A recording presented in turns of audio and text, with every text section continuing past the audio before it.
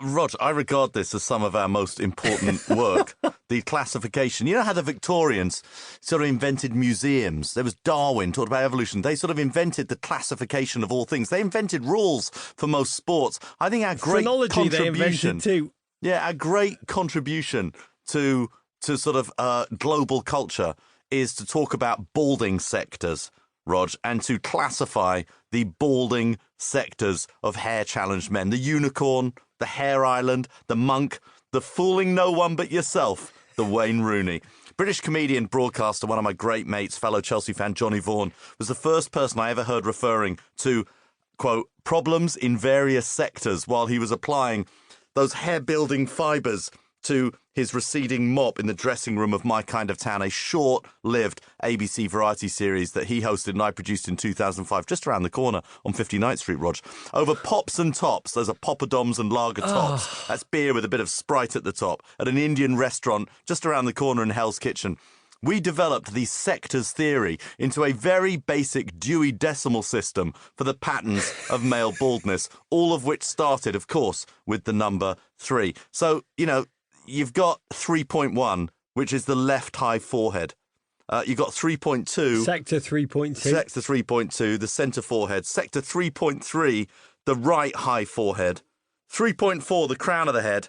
And 3.5, the centre of the head, forward of the crown. Those are the known, as you would say, balding sectors, Rog.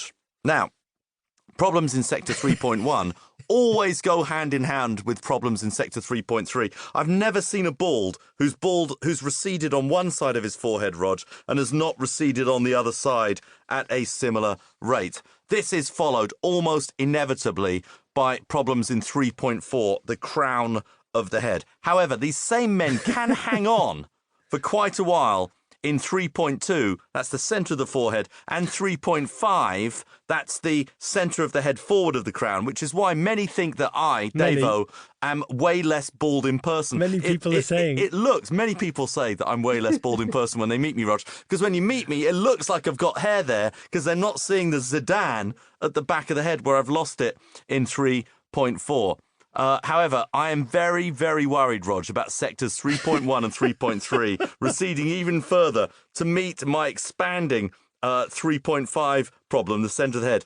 This would result a cataclysm in the worst thing that can happen to a balding man. Our engineer's laughing in there. A total hair island. You do not want a hair island. Don't do a Some hair balds, island. like Rog. Rog, you're an amazing bald because you've lost 3.1 and 3.3.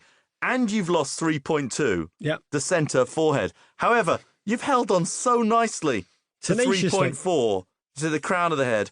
You don't have a lot of 3.5, but you've got the crown. Amazingly. At time of recording, I want to make this clear. It is remarkable, and a few GFOPs have noted, that a combo bald of Rog and Davo, of you and I, would be hardly bald at all. Can I just say... If we mated and had children... we've tried. They wouldn't be bald. And we will try again. I just say, if I wasn't bald out, I wouldn't be who I am. It's such a core part of my identity.